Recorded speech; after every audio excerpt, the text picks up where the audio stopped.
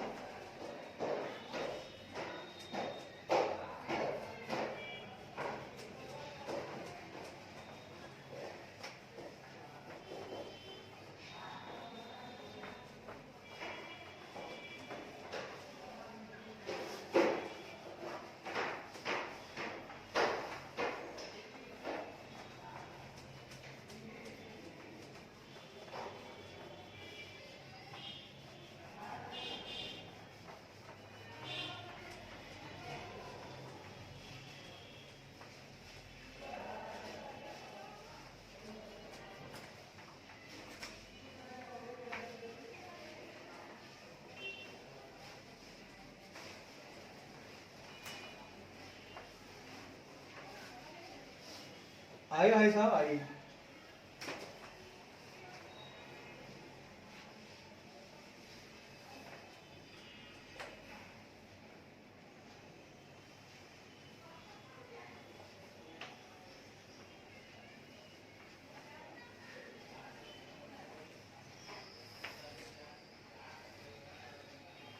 आइए भाई साहब, हमारे पास आ गया है अपना प्यारा सा 3.5 जो बात करता है जी कैश एंड कैश इक्विवेलेंट की बात करता है। 3.5 बात करता है कैश एंड कैश इक्विवेलेंट्स। मैं आज इसका एसर्शन चेक करूंगा प्यार मोहब्बत से। नगद और नगद के समतुल्य, नकद और नकद के समतुल्य, हम इनका एसर्शन चेक करेंगे भाई साहब। आइए प्यार मोहब्बत से आइए। क्या है, बस 2 पेज का है, हल्का सा है, उड़ा देंगे हम लोग, एकदम उड़ा देंगे, टेंशन नहीं लेना है।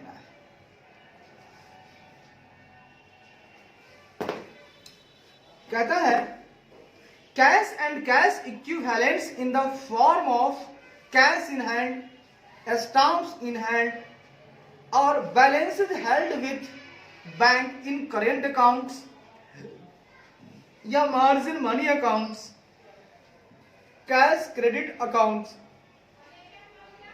Debit balance, fixed deposit, cheques in hand etc.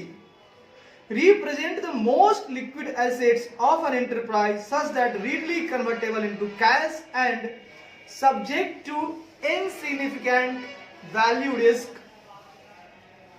आहा, बड़ी सुंदर प्यारी बातें कही सर। आपने कहा जी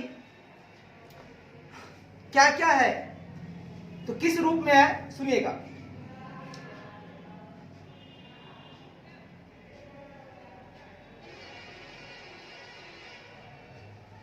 ठीक है। पहला आपने बोला sir ji cash in hand, मतलब हाथ में नकदी। पहला आपने बोला भाई साहब, ये क्या बोला आपने, हाथ में नकदी यानी कैश इन हैंड। ये तो भैया कैश है, ये है जब हाथ में कैश है तो ये कैसे है, कैश इन हैंड। उसके बाद आपने बोला जी स्टाम्प इन हैंड, मतलब हाथ में टिकट। अगर आपके पास हाथ में टिकट है ना, स्टाम्प इन हैंड। अगर आपके हाथ में स्टाम्प है तो समझिए कैश इक्विवेलेंट है वो। उसके बाद balances held with bank in current account, कहता है या मार्जिन मनी अकाउंट, यानी चालू खाते या मार्जिन राशि खाते। सुनिएगा सर, चालू खाते या बोलिए तो मार्जिन मनी यानी मार्जिन राशि खाते में, मार्जिन राशि खाते में है ना, विथ द बैंक, खाते में हेल्ड विथ बैंक, बैंक के पास हेल्ड किया हुआ बैलेंस, बैंक के पास मौजूद शेष राशि, खाते में बैंक के पास मौजूद शेष राशि। भाई साहब अगर आपके मार्जिन खाते में है या चालू खाते में, अगर बैंक के पास अगर आपको हेल्ड किया हुआ है कोई बैलेंस, भैया ये तो कैश है आपके पास, बैंक के पास है तो आपका कैश हुआ। कैश क्रेडिट अकाउंट्स यानी नकद क्रेडिट खाता। वाह, आगे कहता है जी नकद क्रेडिट खाता। एक होता है कैश क्रेडिट अकाउंट, यानी आपको उधारी पर पैसा मिल सकता है, तो एज ए वो तो कैश ही हुआ, ठीक है, बाद में आपको पेमेंट करना पड़ेगा, लेकिन है तो कैश, तो नगद क्रेडिट खाता भी है, अगर कैश क्रेडिट अकाउंट भी है वो भी आपका एज ए बैंक है, एज ए बैंक बैलेंस है। चाहे इसका भाई साहब डेबिट बैलेंस होना चाहिए, ठीक है ना, क्या होना चाहिए इसका, डेबिट शेष होना चाहिए, ध्यान रखिएगा, डेबिट शेष। देखिए डेबिट का मतलब होता है क्या, आपने निकाला, आप में रहता तो क्रेडिट होता, आपने निकाला आप बाद में जमा कर दोगे, आपके खाते को वो क्या कर रहा है, बैंक डेबिट कर रहा है भाई साहब, आपने निकाला होगा तो वो कैसे हुआ। फिक्स डिपॉजिट में है भाई साहब, सावधि जमा है आपका, तो आपका कैसी है, आपने जमा किया है, ठीक है, आज नहीं निकलेगा, लेकिन जितने दिन के लिए फिक्स है उसके बाद तो मिलेगा। चेक इन हैंड है भाई साहब, हाथ में चेक है, बाप रे बाप, हाथ में जब चेक है, चेक हाथ में है तुरंत कैश हो जाएगा, ये कैश इक्विवेलेंट तो ये है, आपको किसी ने चेक दिया, आप जमा करोगे 2 दिन बाद 3 बाद आ जाएगा पैसा। आदि जो है भाई साहब, चेक आदि, चेक आदि आदि के रूप में इन द फॉर्म ऑफ, भाई साहब ये सारे के सारे इन द फॉर्म ऑफ, हाँ है ना, ठीक है, तो आदि के रूप में नगद और नगद समकक्ष, आदि के रूप में नकद और नगद समकक्ष, नगद समकक्ष, नगद समकक्ष है ना, एक उद्यम का represent the most liquid asset of an enterprise. समकक्ष एक उद्यम का सबसे अधिक, मोस्ट लिक्विड सबसे अधिक तरल, एक उद्यम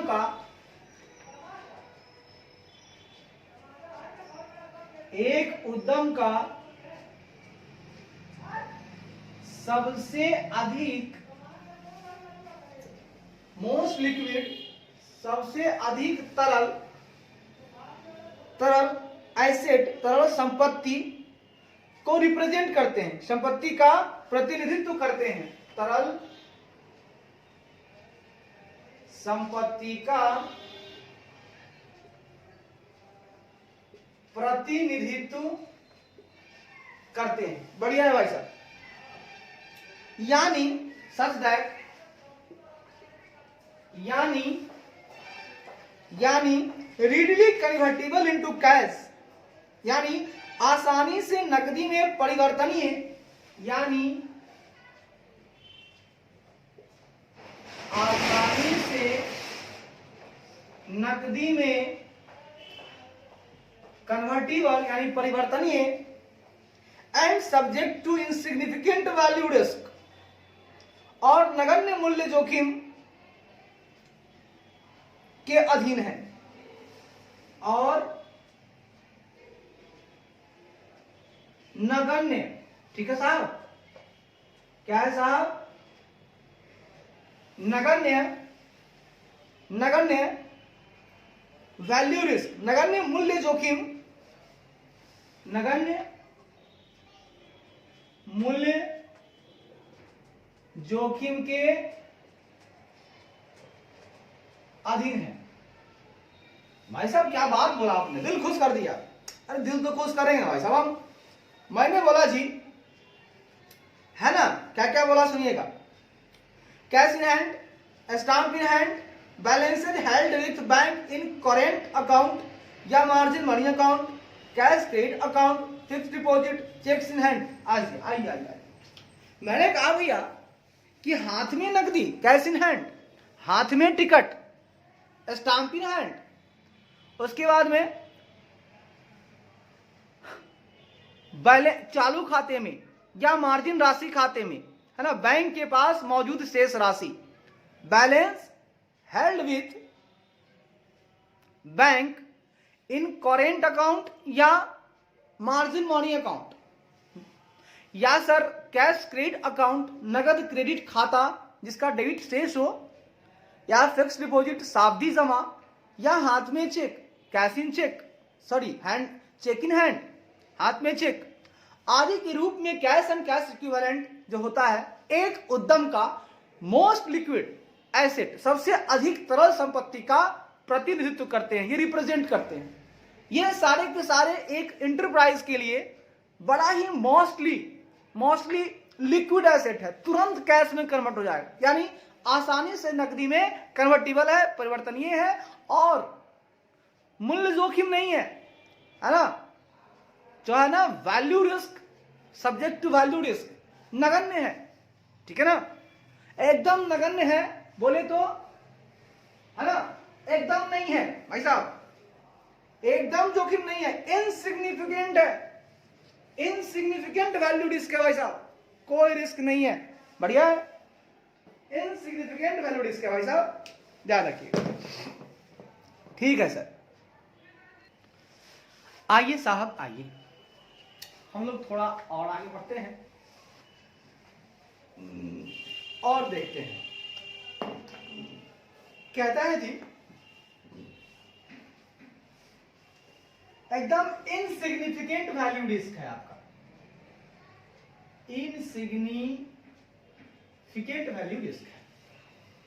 कहता है जी utmost professional skepticism needs to be exercised while auditing such balances. ऐसे शेषों का लेखा परीक्षा करते समय, ऐसे शेषों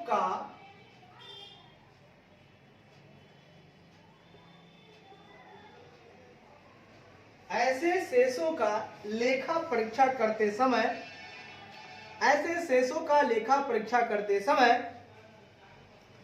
professional sceptic needs to be exercised, मतलब अटमोस्ट प्रोफेशनल स्केप्टिज्म, मतलब अत्यंत पेशेवर संशय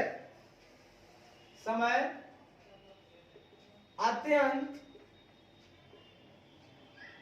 पेशेवर संशय बरतने की आवश्यकता होती है। अत्यंत पेशेवर संशय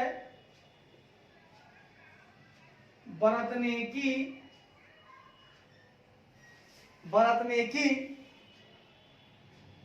आवश्यकता होती है।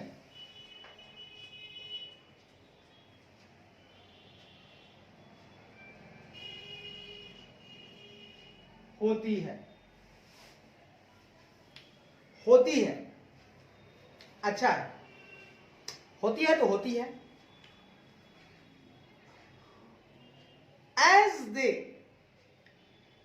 are prone to misappropriation, prone मतलब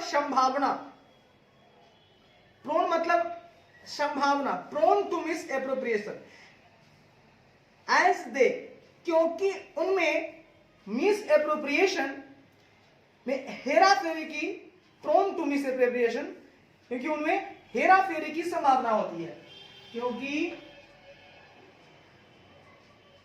उनमें हेरा फेरी की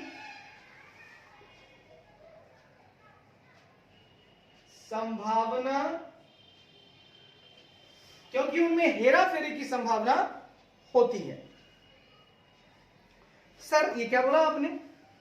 भाई साहब मैंने ये बोला कि ये जो शेष है कैश एंड कैश बैलेंस, तो ऐसे शेषों का लेखा परीक्षा करते समय आपको अटमोस्ट प्रोफेशनल स्केप्टिज्म की नीड होती है, मतलब अत्यंत पेशेवर संशय बरतने की आवश्यकता होती है जब आप ऑडिट करते हैं कैश एंड कैश बैलेंस की, क्योंकि इनमें ना भाई साहब प्रोन टू मिस एप्रोप्रिएशन, इनमें हेरा फेरी की संभावना बहुत ज्यादा होती है भाई साहब।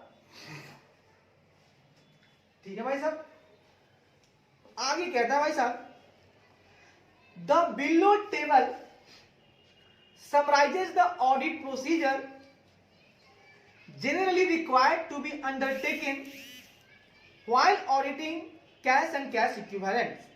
The below table, नीचे दी गई तालिका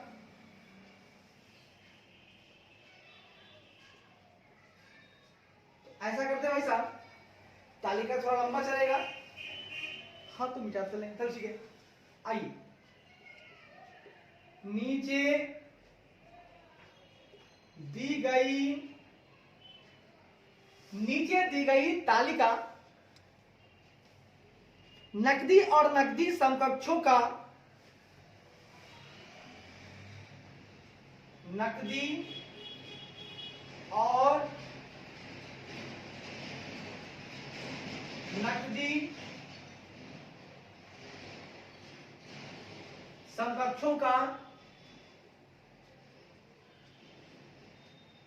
लेखा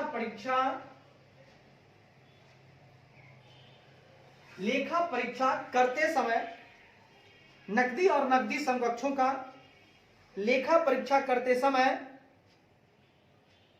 समय जनरली, है ना, required to be undertaken audit procedure generally required, है ना, आमतौर पर आवश्यक ऑडिट प्रक्रियाओं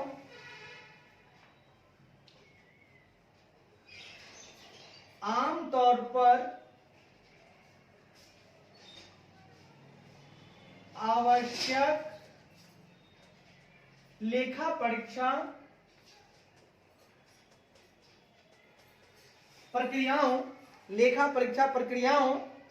टू बी अंडरटेकन का, है ना, प्रक्रियाओं का सारांश, समराइजेस, प्रक्रियाओं का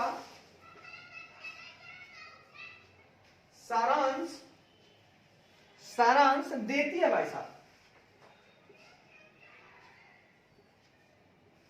कहता है जी, नीचे दी गई तालिका, the below table summarises the audit procedure generally, आमतौर पर जनरली रिक्वायर्ड, आवश्यक लेखा परीक्षा प्रक्रियाओं का सारांश टू बी अंडरटेकन देती है।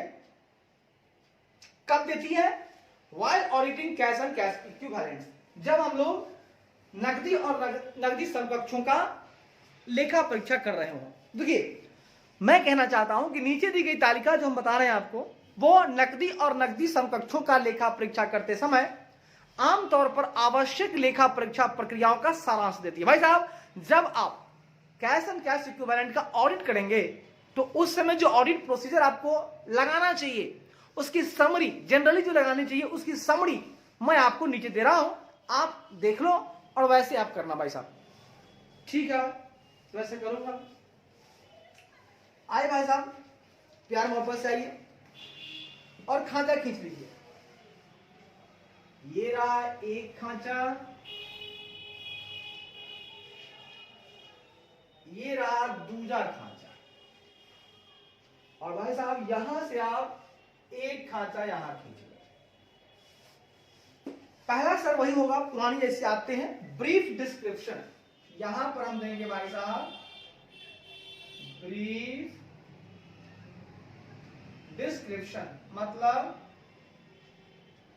यहां पर हम आपको देंगे संक्षिप्त विवरण भाई साहब, और इधर लगाएंगे भाई साहब ऑडिट प्रोसीजर।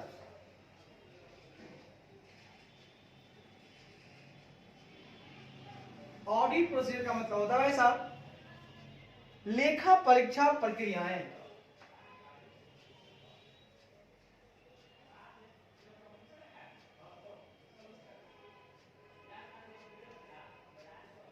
भाई साहब यहां होता है लेखा परीक्षा प्रक्रियाएं। तो ब्रीफ डिस्क्रिप्शन देते जाइए और बात को आगे बढ़ाते जाइए। भाई साहब सबसे पहले यहां पे मैं चेक करवाऊंगा आपको। सर क्या चेक करवाओगे भैया? सबसे पहले मैं आपको चेक करवाऊंगा टू एस्टैब्लिश एग्जिस्टेंस की बात करवाऊंगा। मैं पहले आपको असर्शन में चेक करवाऊंगा एग्जिस्टेंस, बोले तो अस्तित्व की बात मैं करूंगा। To establish the existence of cash equivalent balances as at period end, अवधि के अंत में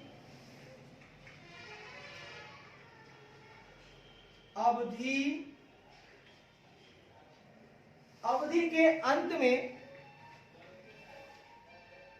नकदी और नकदी समतुल्य या समकक्ष, अवधि के अंत में नकदी और नकदी समतुल्य बोलिए या समकक्ष बोलिए, है ना, नकदी और नकदी समतुल्य शेष के अस्तित्व को स्थापित करना। समतुल्य शेष के अस्तित्व को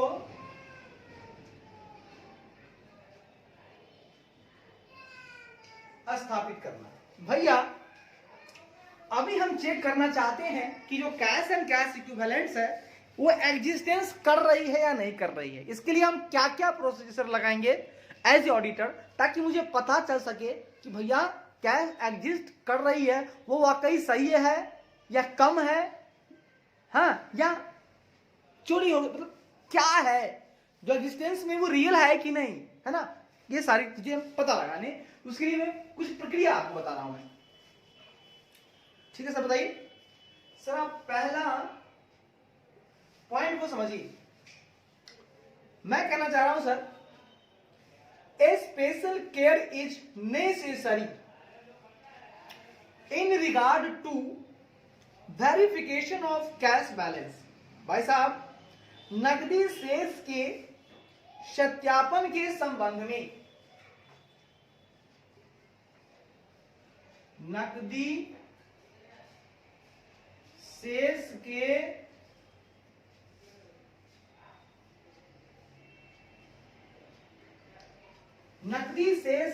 सत्यापन के संबंध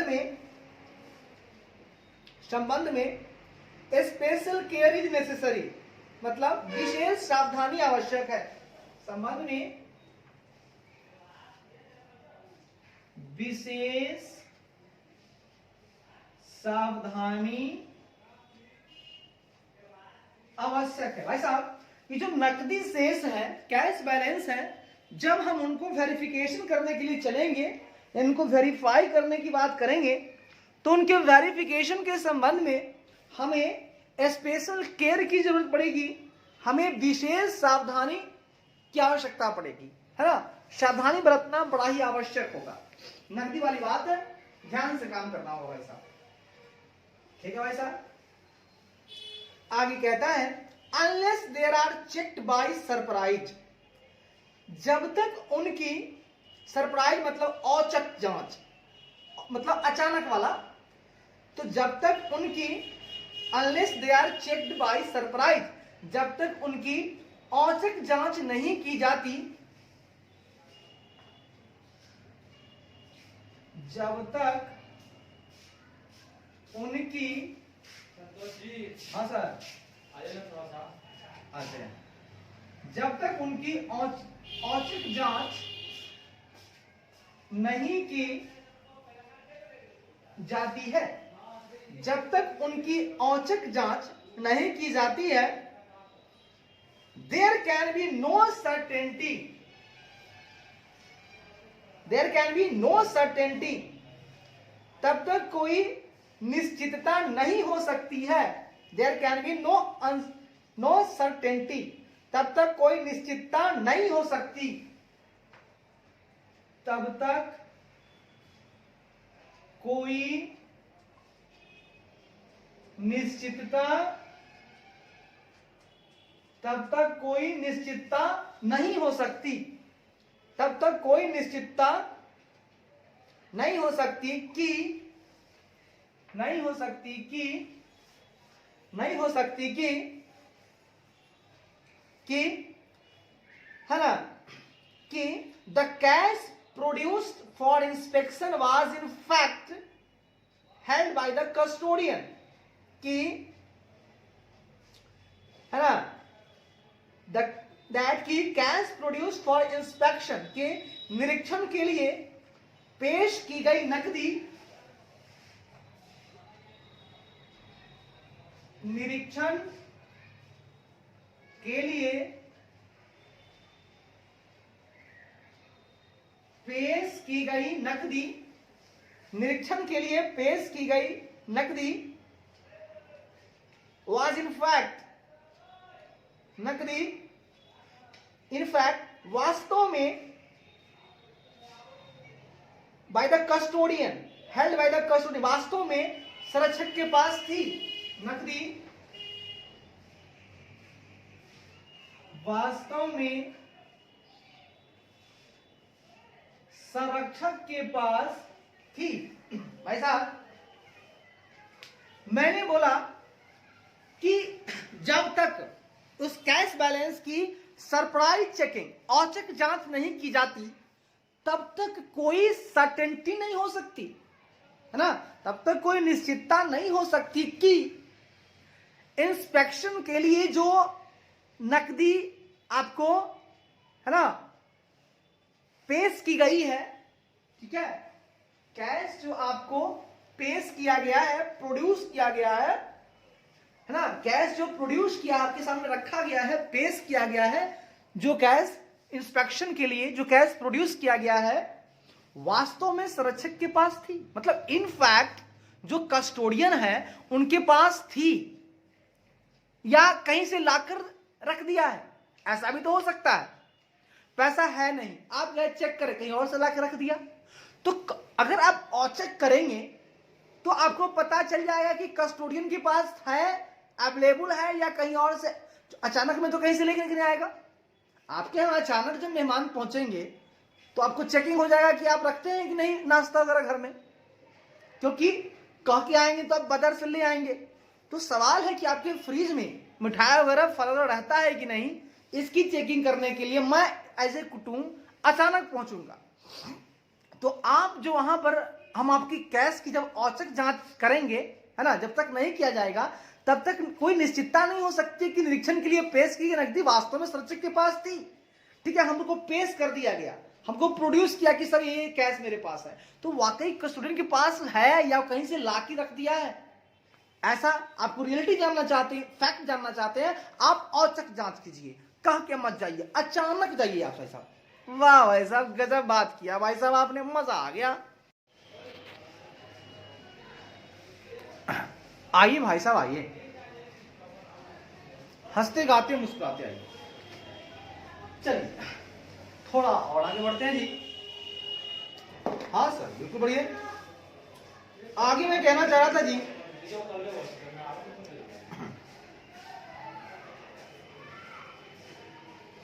for this reason, for this reason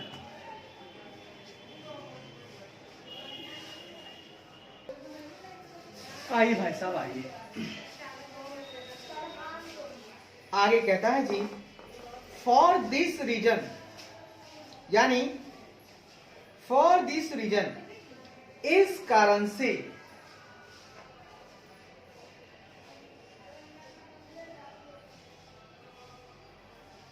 इस कारण से the cash should be checked, इस कारण से cash should be checked not only on the last day of the year, इस कारण से, है ना,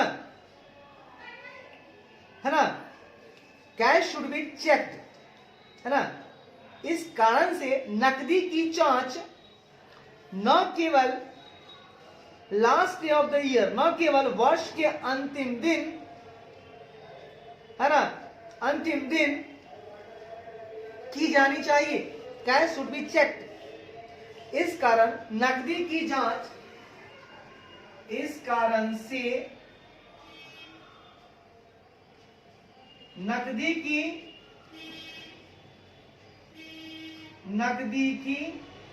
जांच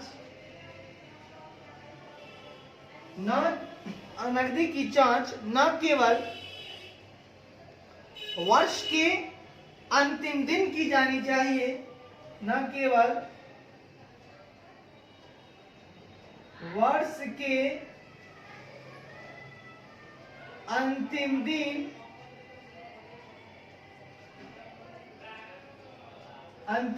की जानी चाहिए,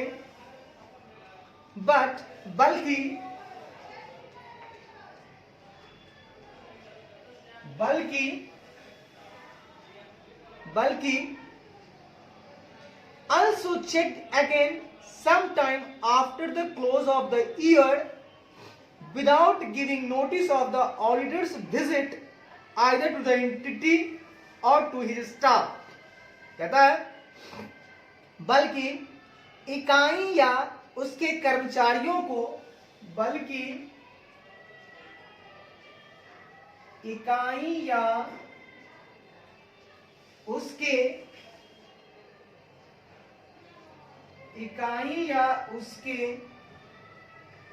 कर्मचारियों को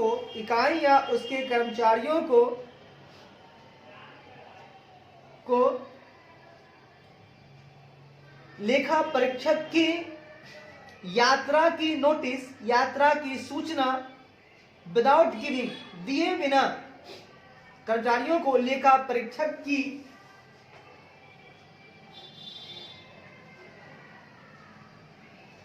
यात्रा की सूचना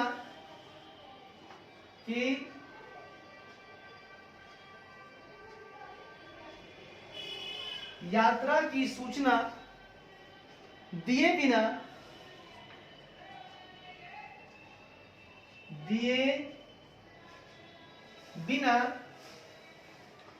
बिना sometime after the close of the year, है ना, दिए बिना क्लोज ऑफ द ईयर, दिए बिना वर्ष के समापन, दिए बिना वर्ष के समापन के sometime after, हाँ, के कुछ समय बाद समापन के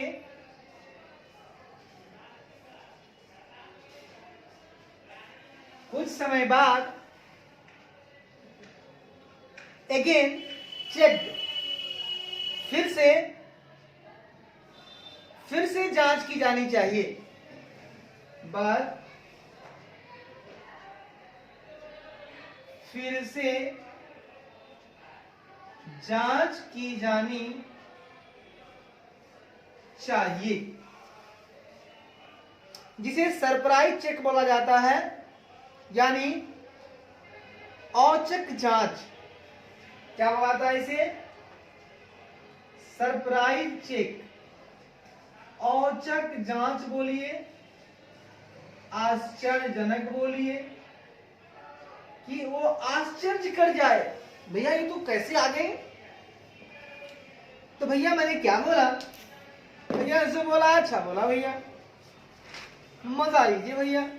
ठीक है भाई साहब, मैंने कहा भैया ऑडिटर साहब, हाँ भैया आप जरा सा करें क्या कि आपको वाकई कस्टोडियन के पास कैश है कि नहीं, हमको जो कैश प्रोड्यूस कर रहा है इंस्पेक्शन के लिए, तो उसके लिए हमें क्या करना होगा? Surprise check.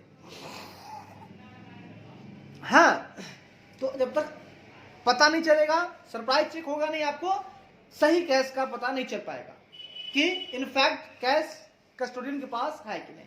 तो इसी कारण से साहब नकदी की जो जांच है वो न केवल वर्ष के अंतिम दिन की जानी चाहिए, बल्कि इकाई या उसके कर्मचारियों को लेखा परीक्षक की विजिट, यात्रा की इंफॉर्मेशन, सूचना दिए बिना, लेकिन लेखा परीक्षक आने वाले हैं, हम आने वाले हैं, इसकी सूचना दिए बिना आप जो है वर्ष के समापन के कुछ समय बाद, वर्ष समाप्त हो गया, अब लगा भैया कोई नहीं आएगा, कुछ समय बाद फिर से आप अगेन आप जो है जांच की जानी चाहिए, अगेन आप टेस्ट करो, अगेन आप एग्जामिन करो, तो फिर से जांच की जानी चाहिए, जिसे हम लोग बोलेंगे औचक जांच, आश्चर्यजनक जांच, सरप्राइज चेक।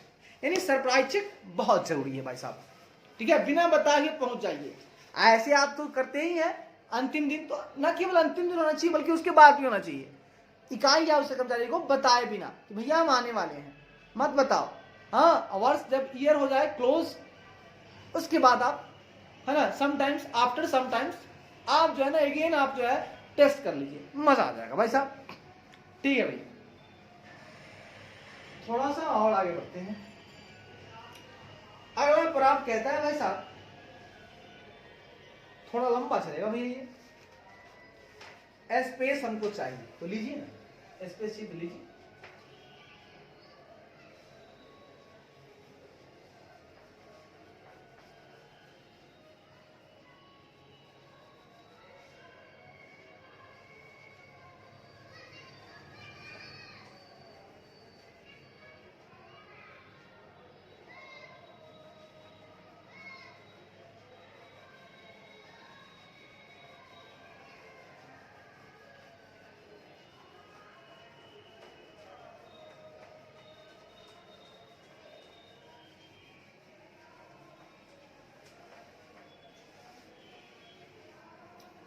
आइए भैया आइए,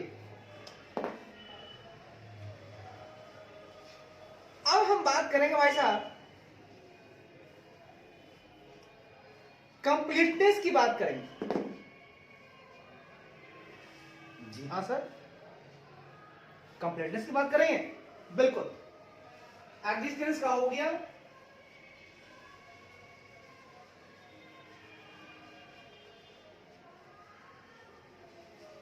अब हम लोग बात करेंगे भाई साहब कंप्लीटनेस।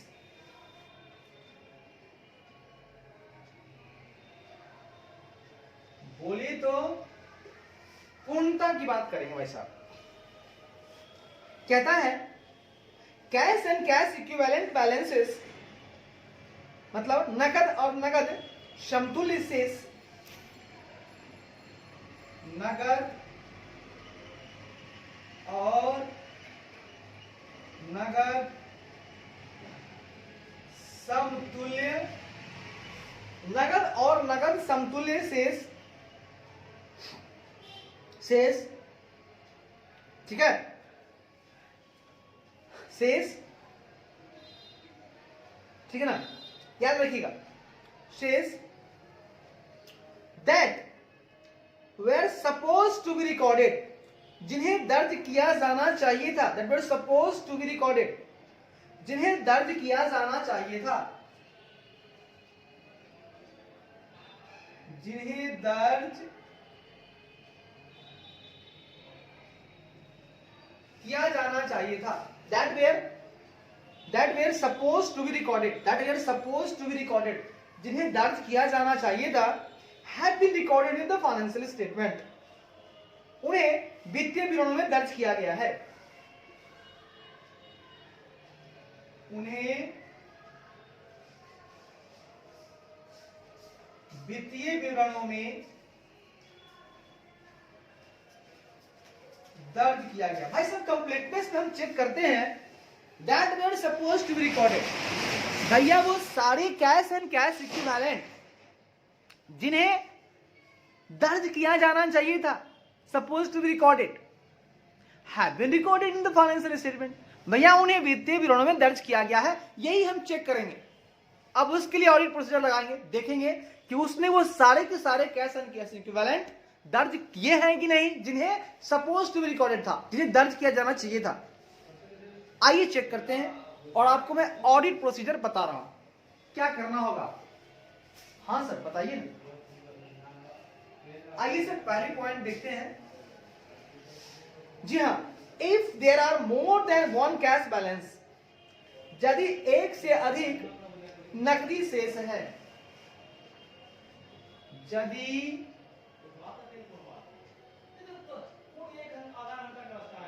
एक से अधिक नकदी शेष है, यदि एक से अधिक नकदी शेष है, एग्जाम्पल उदाहरण के लिए,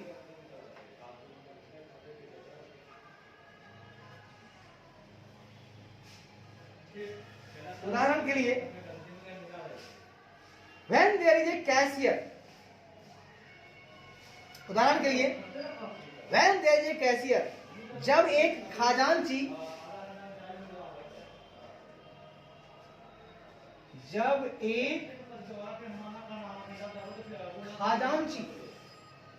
है ना, when there is a cashier, comma a petty cashier, एक छोटी खजांची,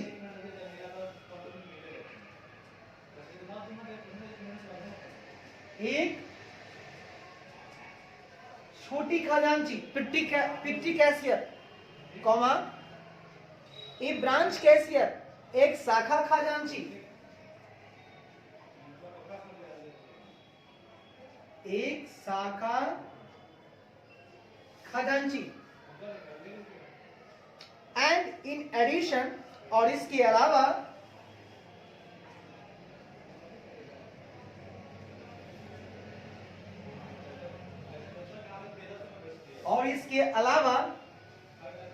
देर are imprest balance with employees, इसके अलावा कर्मचारियों के पास इम्प्रेस्ड बैलेंस, है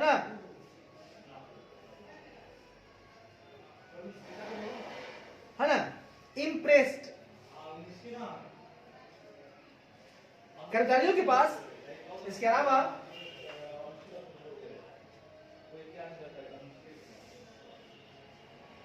के पास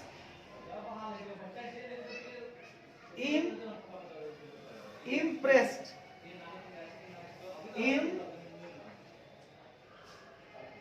मतलब इम्प्रेस्ड शेष है,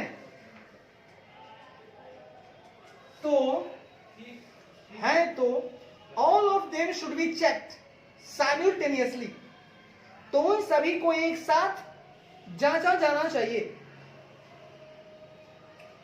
ऑल ऑफ देम, तो उन सभी को should be checked simultaneously, simultaneously, simultaneously, है ना, तो उन सभी को एक साथ साइमल्टेनियसली, तो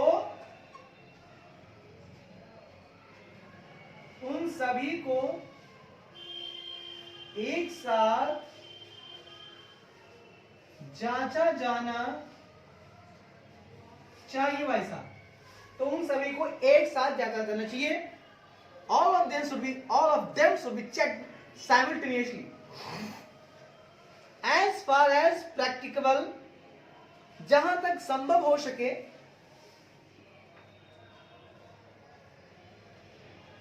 जहां तक संभव हो सके, as far as practicable, जहां तक संभव हो सके, as far as practicable, जहां तक संभव हो सके, so that, ताकि हो सके,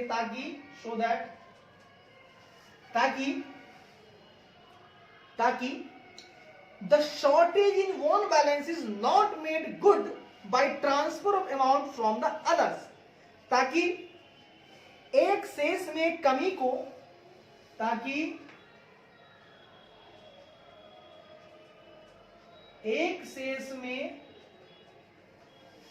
को, है ना, मेड गुड बाई कमी को दूसरे से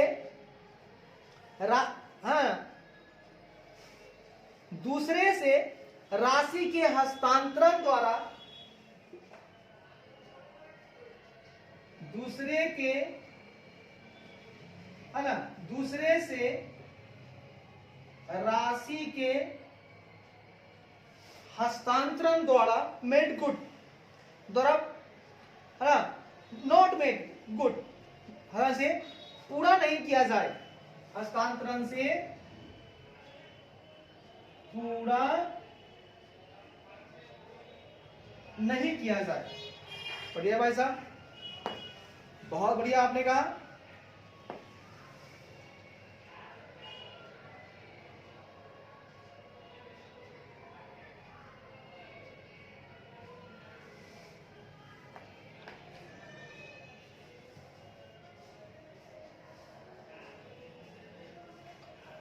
सर ये क्या बोला आपने?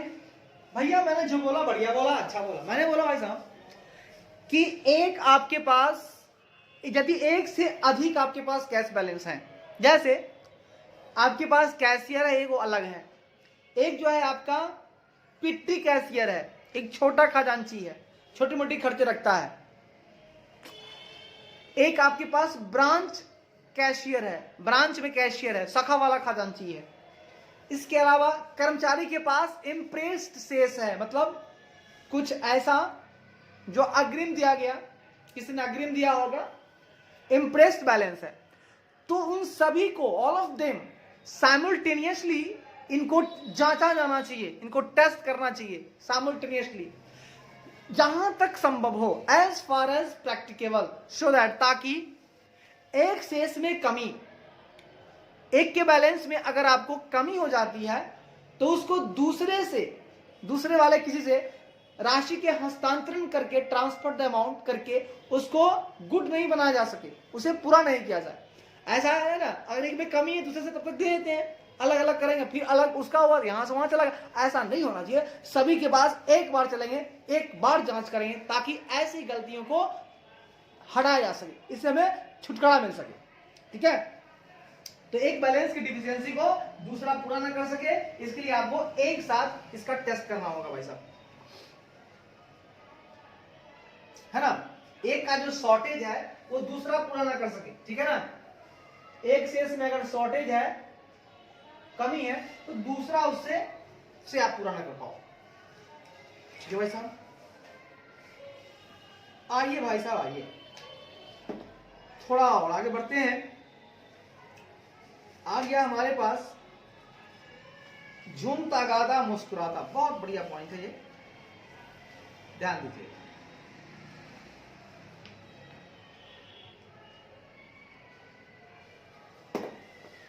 कहता है भैया यह क्या कहता है, ये सुनिए क्या कहता है। कहता है अगला पॉइंट के जगह चाहिए मुझे, जगह चाहिए तो लीजिए, जगह चाहिए तो जगह लीजिए, पूछिए नहीं कि जगह चाहिए, चाहिए तो जगह लीजिए और बेखौफ लीजिए। आइए sir,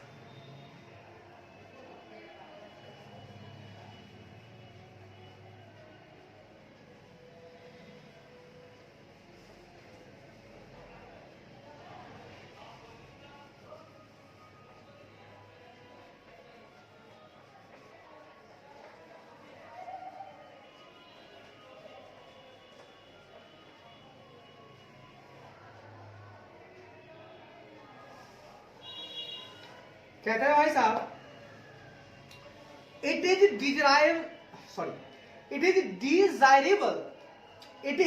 desirable for the cashier. कहता है to be present while cash is being counted. भाई साहब, नकदी की गिनती करते समय, नकदी की गिनती करते समय, while cash is being counted, cash की गिनती करते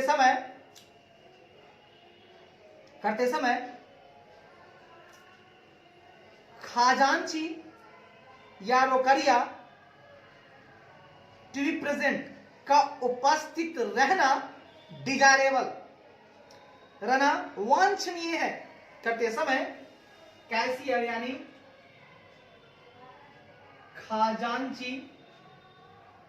खजांची बोलिए आप उसे, या रोकड़िया बोलिए, दोनों एक ही बात है, cashier.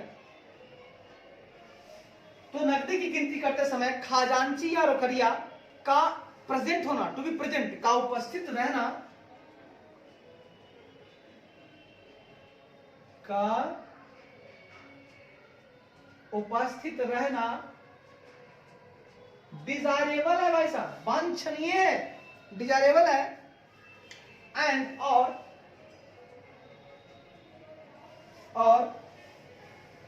he should be made to sign the statement prepared containing details of the cash balance counted along with the denomination of cash, और he should, और उसे, he should, और उसे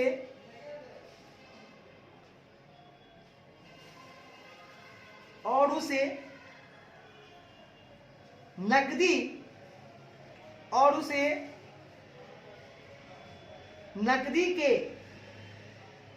डिनोमिनेशन, नकदी के मूल्य, along with denomination of cash, और उससे नकदी के मूल्य के साथ, और उसे नकदी के मूल्य के साथ, डिनोमिनेशन मतलब मूल्य, कुछ देना है, मूल्य के साथ काउंटेड, गणना की गई, मूल्य के साथ गणना की गई, मतलब अंग्रेजी का हिंदी करना है ना भाई साहब, तो अंग्रेजी का लास्ट रहेगा, वहां से उठाइएगा, सब्जेक्ट ले लीजिएगा शुरू का, और लास्ट में घुस के, लास्ट मतलब कि उल्टा चलता है इंग्लिश, ठीक है ना, हिंदी सीधा है ना, इंग्लिश उल्टा है, बैक से आइएगा तो हिंदी सीधा मिल जाएगा। तो के साथ गणना की गई, काउंटेड की गई, कैश बैलेंस गणना की गई, नकदी शेष गणना की गई, नकदी शेष गणना की गई, नकदी शेष के डिटेल्स, के कंटेनिंग डिटेल्स, के विवरण वाले, प्रिपेयर्ड कंटेनिंग डिटेल्स, के विवरण वाले, है ना, शेष के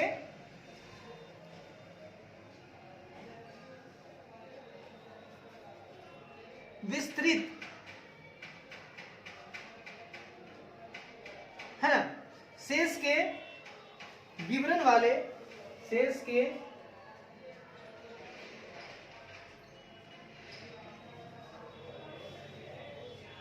विस्तृत विवरण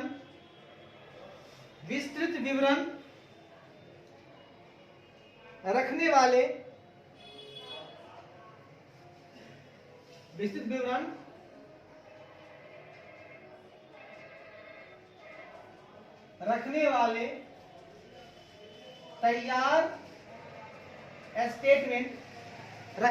तैयार विवरण है ना, विवरण statement to sign the statement पर हस्ताक्षर करने के लिए कहा जाना चाहिए। ठीक है, ही शुड न उसे, है ना, ठीक है, उसे शाइन, बढ़िया है। विवरण पर हस्ताक्षर करने के लिए कहा जाना चाहिए। विवरण पर हस्ताक्षर करने के लिए कहा जाना चाहिए। सर आपने ये क्या बोला? भैया मैंने जो बोला बढ़िया बोला भैया, अच्छा बोला। और साहब हाँ भैया, आप छोटा सा काम ये कर लीजिएगा। हाँ सर क्या करना होगा बोलिए ना।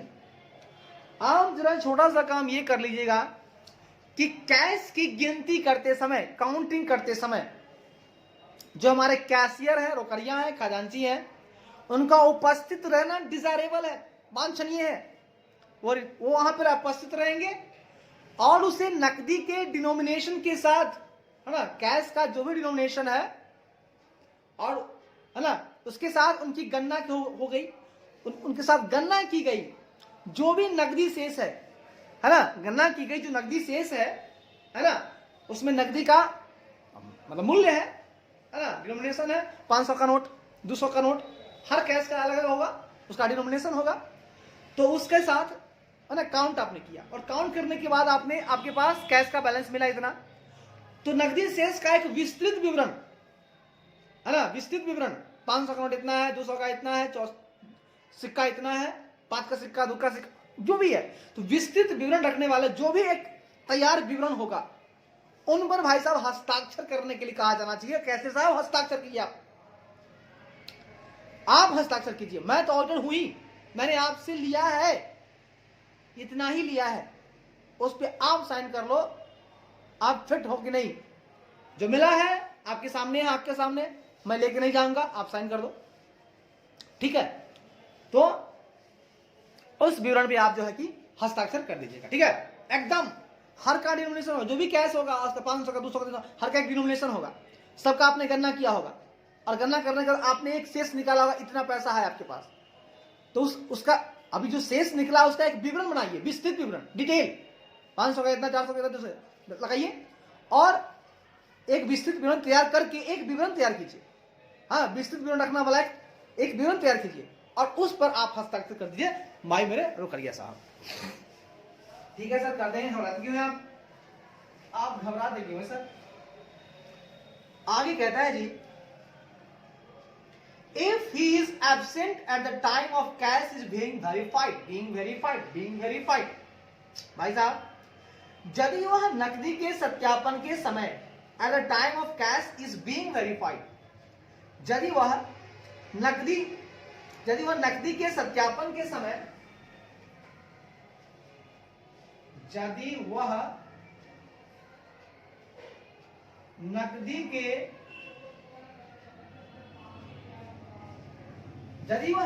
के सत्यापन के समय एब्सेंट के समय अनुपस्थित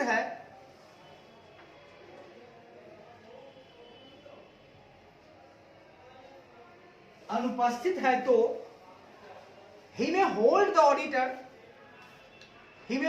auditor responsible for the shortage if any in cash। भाई साहब, तो he may hold, तो नकदी में कमी, shortage if any in cash, तो वह नकदी में कमी,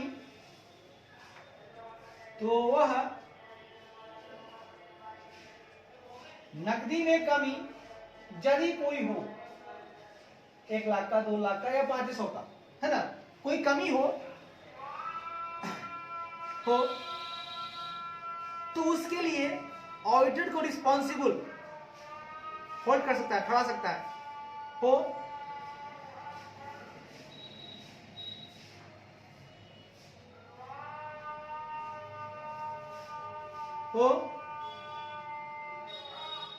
उसके लिए लेखा परीक्षक को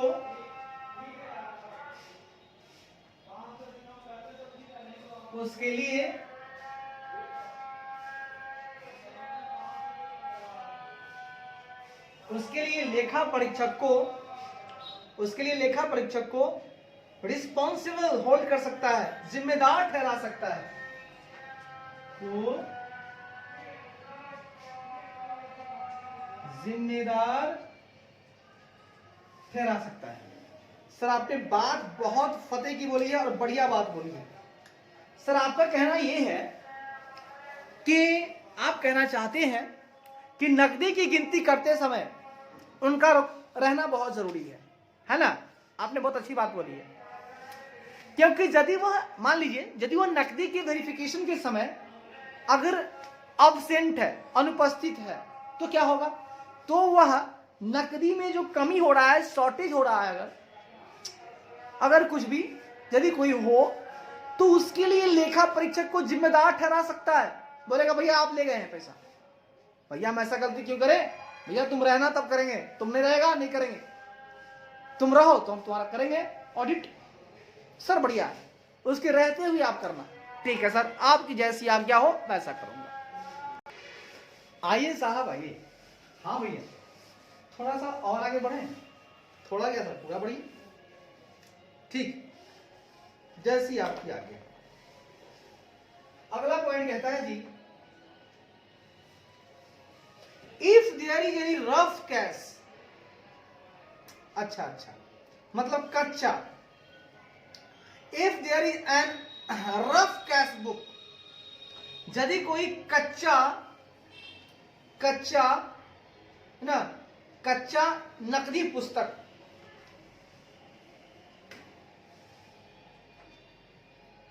यदि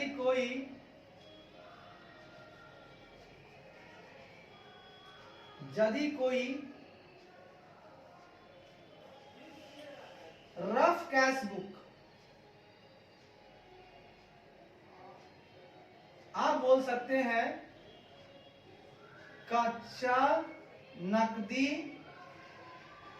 पुस्तक। हाँ सर बोल सकते हैं, बिल्कुल बोल सकते हैं। यदि कोई कच्चा नकदी पुस्तक या डिटेल्स ऑफ डेली बैलेंस या दैनिक शेष का विवरण या दैनिक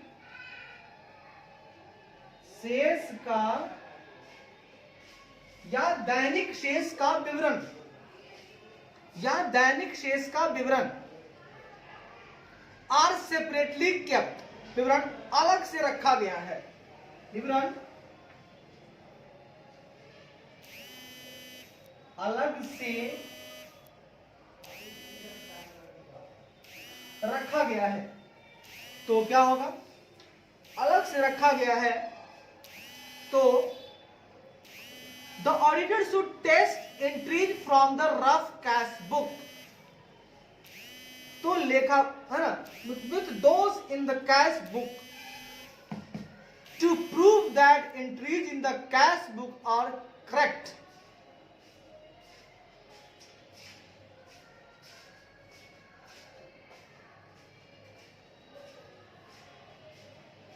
ठीक है सर, तो to prove that entries in the cash book are correct, तो लेखा परीक्षक को यह साबित करने के लिए, ठीक है ना, टू प्रूव दैट, तो लेखा परीक्षक को यह तो लेखा परीक्षक को यह साबित करने के लिए कि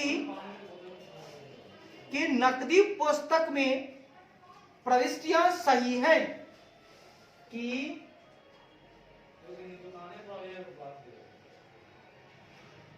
नकदी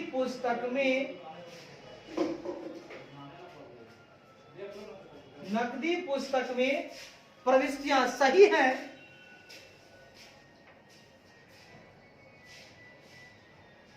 उसके लिए सही है, उसके लिए क्या करना होगा भाई साहब? उसके लिए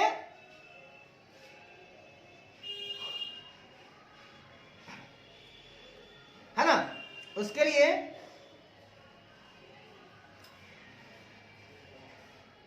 इन द कैश बुक, उसके लिए रोकर पुस्तक में मौजूद with those in the cash book, है ना, के साथ from the rough cash book with those in the cash book में मौजूद रफ कैश बुक की प्रविष्टियों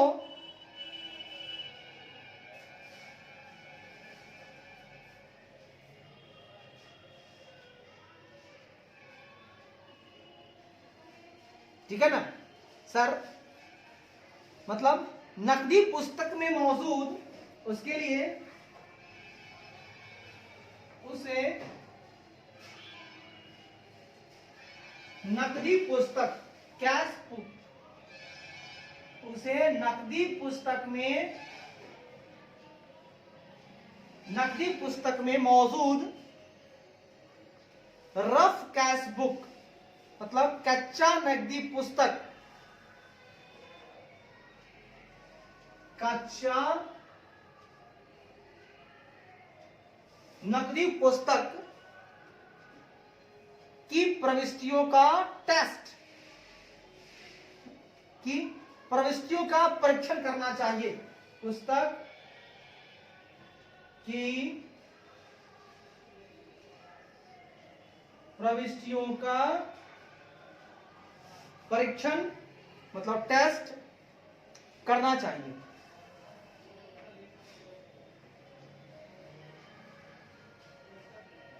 सर ये क्या बोला आपने भैया? जो बोला सच बोला, सच के बिना कुछ नहीं बोला। और साहब हाँ भैया, आप एक छोटा सा काम और कर लीजिएगा। सर क्या करना होगा? आप कीजिएगा क्या कि यदि कोई रफ कैश बुक यानी कच्चा नकदी पुस्तक या डेली एंट्री वाली कोई बुक है ना, मतलब डेली का डेली, है ना, शेष का डेली बैलेंस जो भी है उसका एक डिटेल है, वहां पर डेली बैलेंस इतना बचा वो लिख रहा है कि मेरे पास आज इतना बैलेंस बचा लेन देन करके।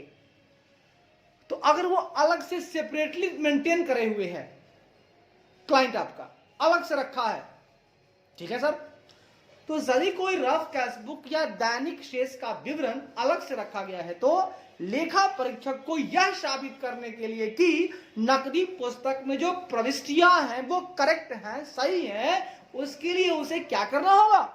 उसे नकदी पुस्तक में मौजूद जो भी रफ कैश बुक की एंट्री है, कच्चा नकदी पुस्तक की जो प्रविष्टियां हैं, भाई साहब उसका टेस्ट करना चाहिए, उसे परीक्षण करना चाहिए कि जो कच्चा वाला है वो सही है कि नहीं, क्योंकि नकदी पुस्तक में कच्चा वाला कुछ गलती भी हो सकती है, दोबारा चल सकता है।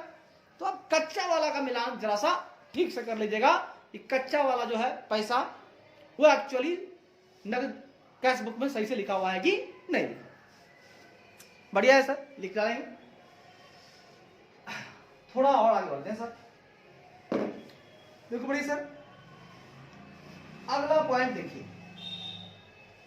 एक ही पॉइंट बढ़ते जाएंगे और चलते जाएंगे आगे की तरफ। हाँ सर बिल्कुल बिल्कुल वैसे ही सर।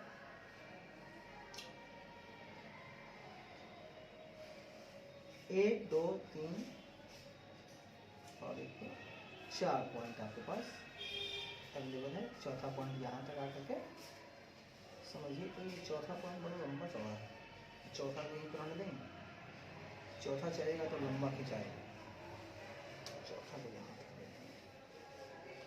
यहां तक नहीं है। ठीक है सर, आइए साहब आइए।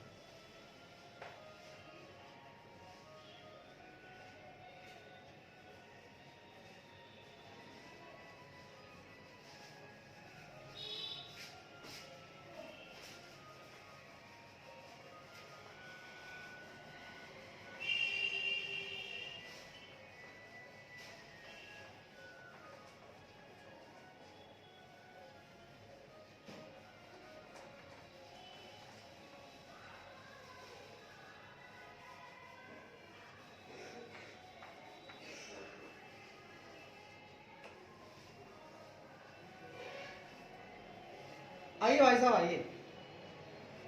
कहता है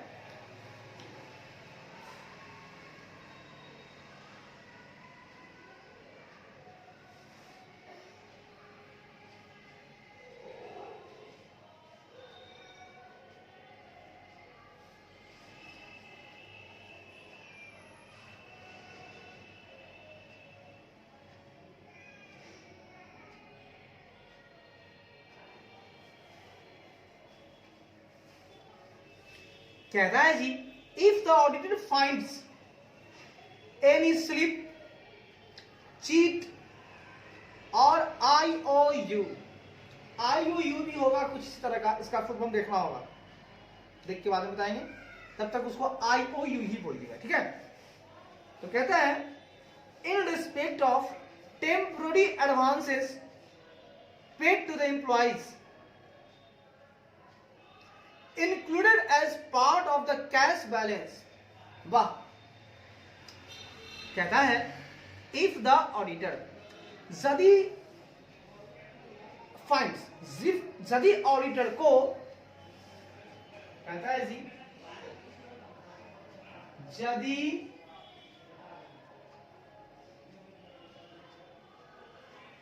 लेखा परीक्षक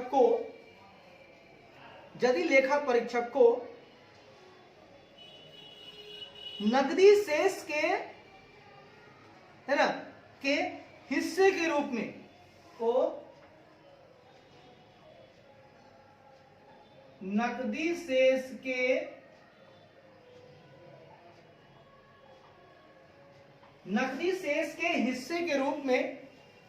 नकदी शेष के हिस्से के रूप में सुनिएगा, हाँ, यदि लेखा परीक्षक को नकदी शेष के हिस्से के रूप में इंक्लूडेड, हिस्से के रूप में शामिल कर्मचारियों को भुगतान रूप में शामिल कर्मचारियों पेड टू द एम्प्लॉय, शामिल कर्मचारियों को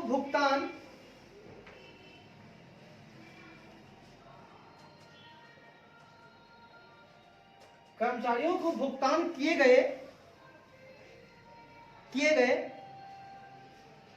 टेम्पररी एडवांस, किए गए अस्थायी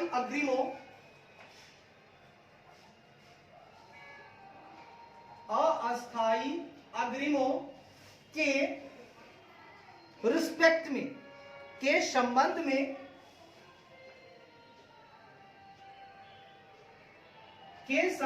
में एनी कोई स्लिप, कोई पर्ची, छोटा सा पर्ची कॉमा चीट, एक आध को चीट मिलता है, पर्ची कॉमा चीट, या IOU, अब जो भी है भैया बाद में बात करेंगे, पर्ची मिला, चीट मिला, IOU मिला, ठीक है ना। IOU मिलता है, IOU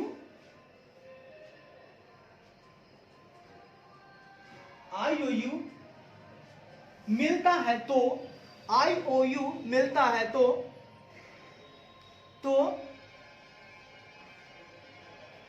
ही शुड चेक, तो उसे जांचना चाहिए कि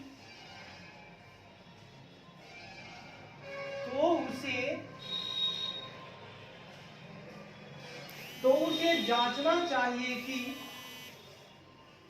जांचना चाहिए कि whether those are approved by an authorized official, कि क्या वे किसी अधिकृत अधिकारी द्वारा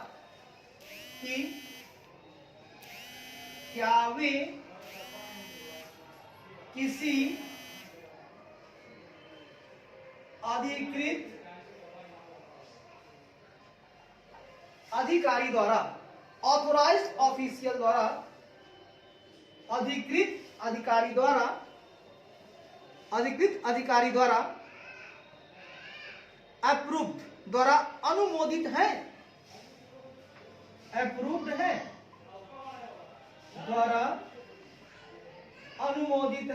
एंड और recorded in the appropriate accounts, और उचित खाते में दर्ज है,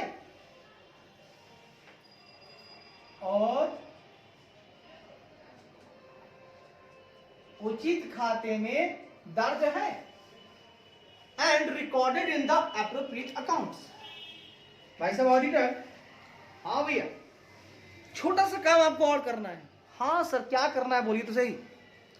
आपको करना यही है कि यदि लेखा परीक्षक को, ऑडिटर साहब को कैश बैलेंस के पार्ट के रूप में, हिस्से के रूप में शामिल, कैश बैलेंस में शामिल है कि कर्मचारियों को भुगतान किया गया है, वो भी अस्थायी अग्रिम, अस्थायी नहीं है, अस्थायी अग्रिम एडवांस उनको दिया गया है, लेकिन वो कोई फिक्स नहीं है, अस्थायी है, बोले तो टेम्पररी है, उनको टेम्पररी एडवांस दिया गया है,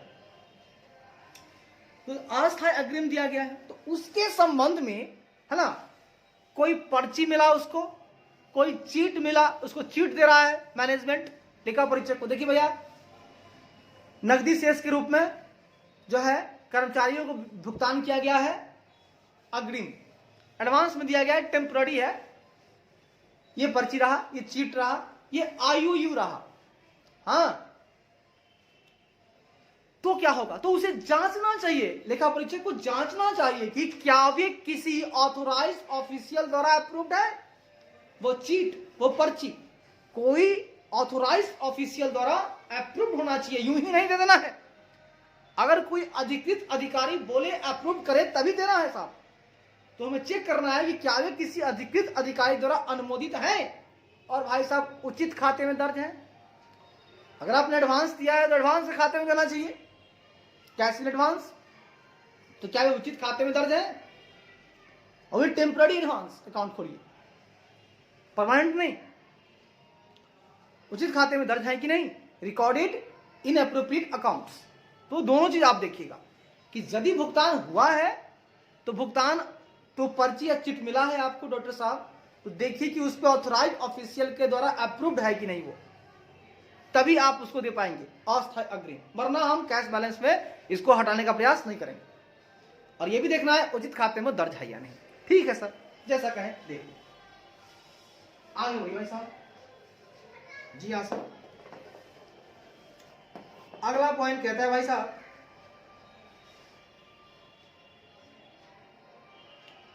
the auditor should also perform a cash sensitivity analysis by compiling a summary of total cash receipt and payments each month। Sir कहता है the auditor should, लेखा परीक्षक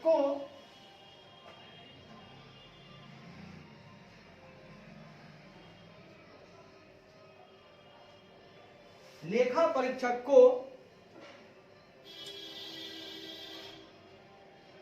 ईच मंथ को, हर महीने, लेखा परीक्षक को हर महीने, प्रत्येक महीने, ईच मंथ लेखा परीक्षक को प्रत्येक महीने total cash receipt and payment, कुल नगद प्राप्तियों और भुगतानों, कुल नगद प्राप्तियों एवं भुगतानों, कुल नगद प्राप्तियों और एवं भुगतानों का समरी, का सारांश, भुगतानों का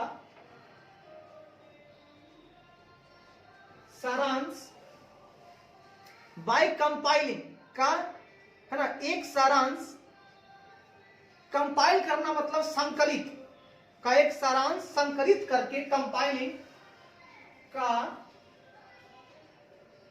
एक सारांश, कंपाइलिंग संकलित करके, कंपाइलिंग COMPILING, सारांश संकलित करके, है ना, करके एक कैश सेंसिटिव एनालिसिस करके, ठीक है ना, बाइक हो गया करके, और एनालाइजिंग द ट्रेंड टू सी, है ना, और रुझानों का विश्लेषण करके, और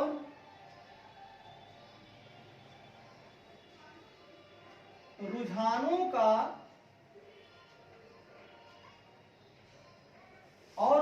का ट्रेंड्स का, रुझानों का विश्लेषण करके, टू सी दैट करके,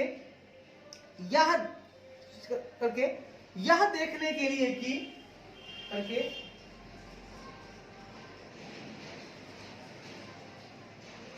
यह देखने के लिए कि there have been variation in any specific months, कि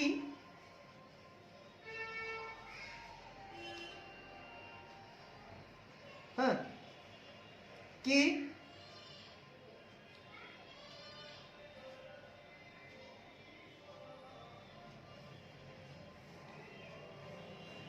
ठीक है ना, यह देखने के लिए कि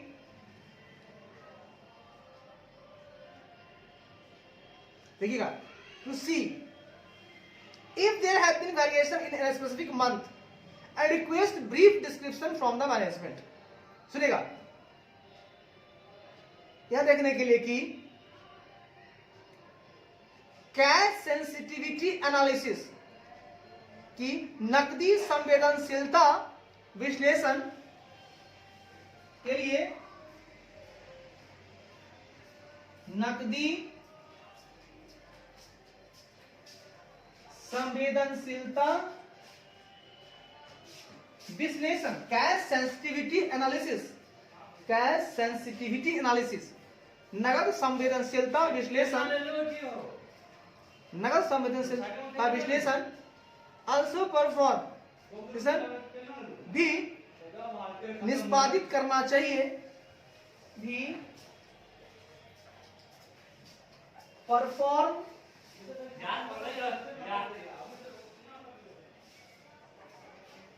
करना चाहिए,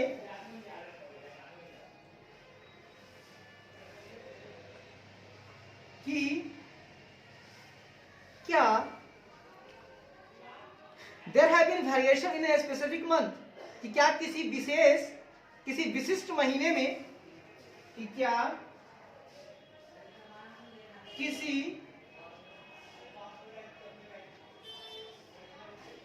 विशिष्ट महीने में वेरिएशंस में भिन्नताएं हुई है, हैव बीन वेरिएशंस, महीने में भिन्नताएं हुई है,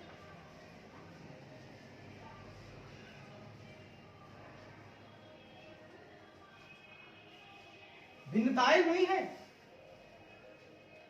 एंड और request brief description from the management, और प्रबंधन से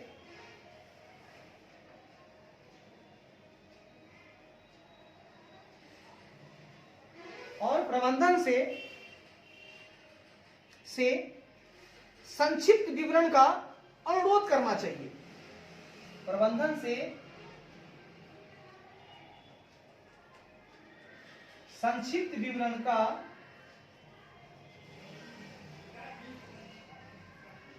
अनुरोध करना चाहिए।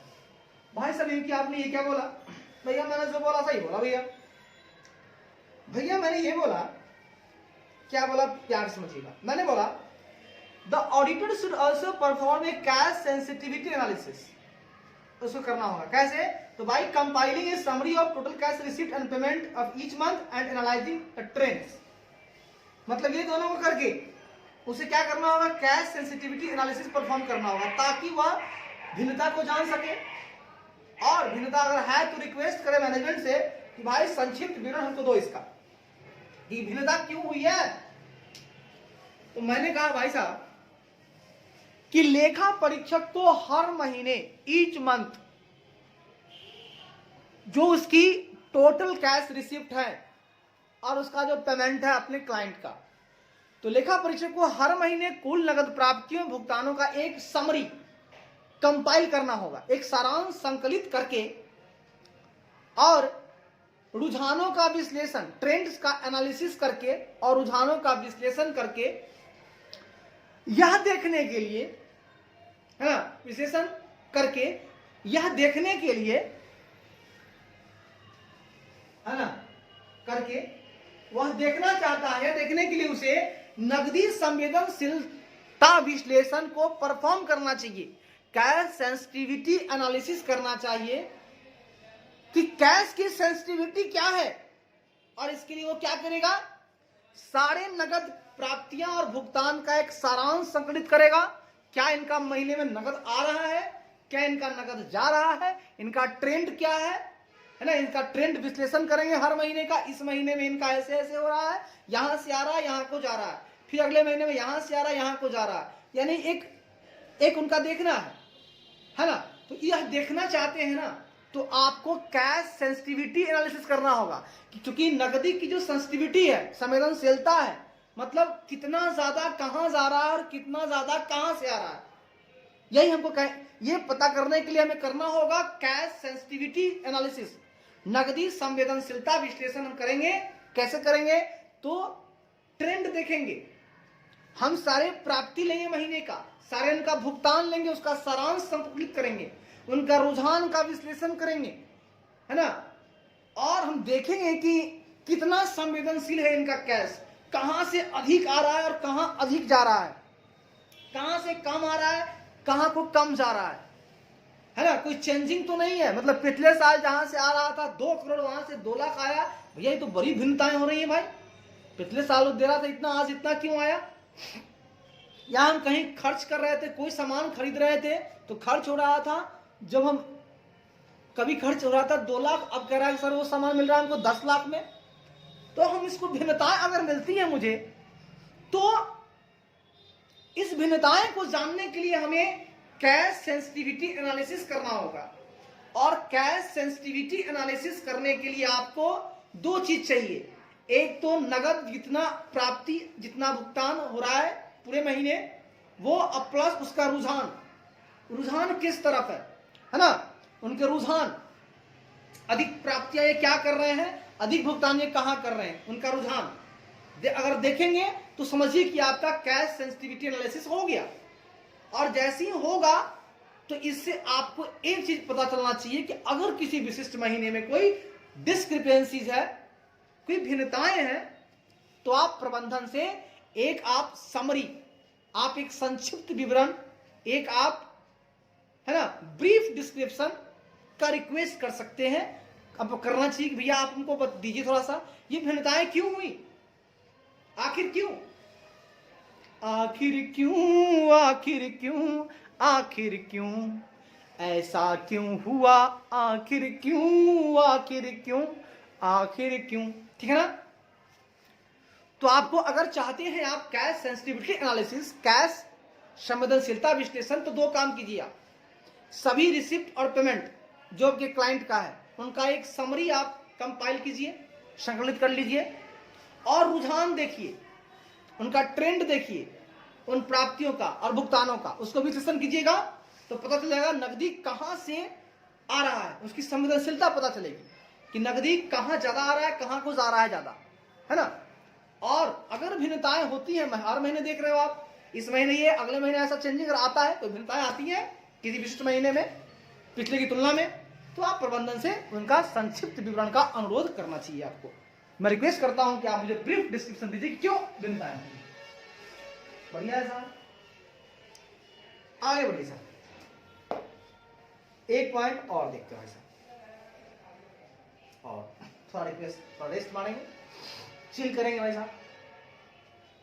भाई साहब यहीं पर देख लेते हैं,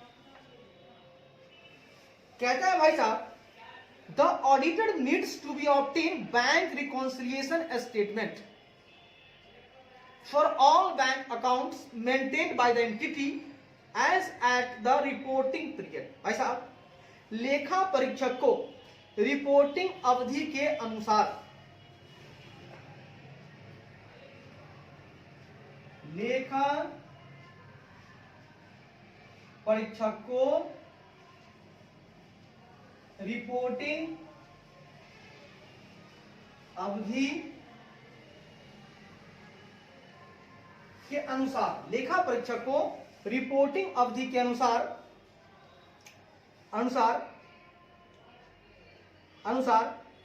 बाय द एंटिटी, अनुसार इकाई द्वारा,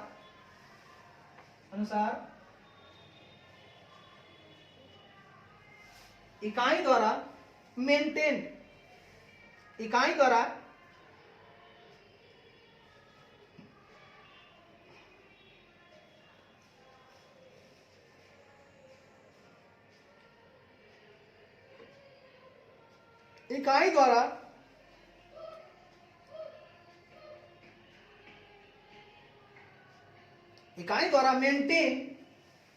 द्वारा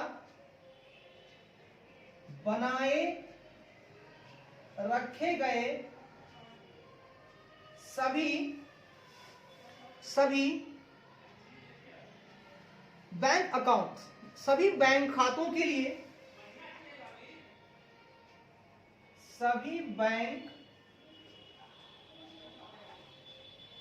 बनाए गए सभी बैंक खातों के लिए फॉर ऑल बैंक अकाउंट, खातों के लिए बैंक रिकॉन्सिलिएशन स्टेटमेंट के लिए, बैंक समाधान विवरण के लिए,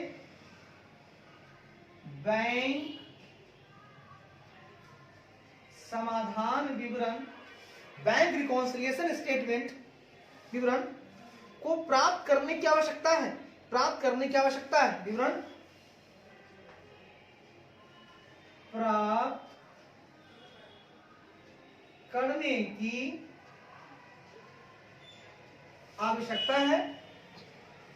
आवश्यकता है एंड एडिशनली, और इसके अतिरिक्त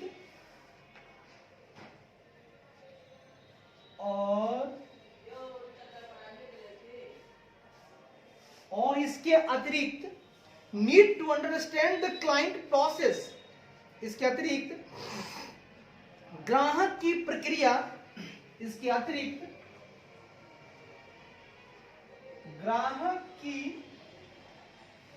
प्रक्रिया,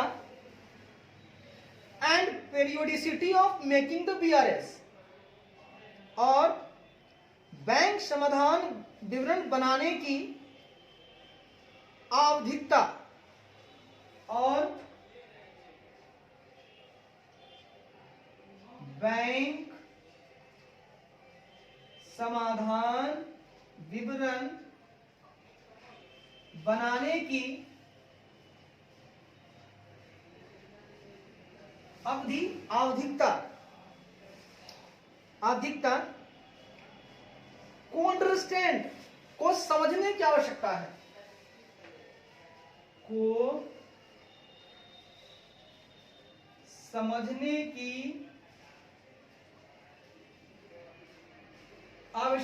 भाई साहब। हाँ भैया, बड़ी झकास बात करी आपने, मजा आ गया भैया साहब, यहाँ मजा लेने आए तो मजा मिलेगा ना, सजा थोड़ी ना मिलेगा भैया।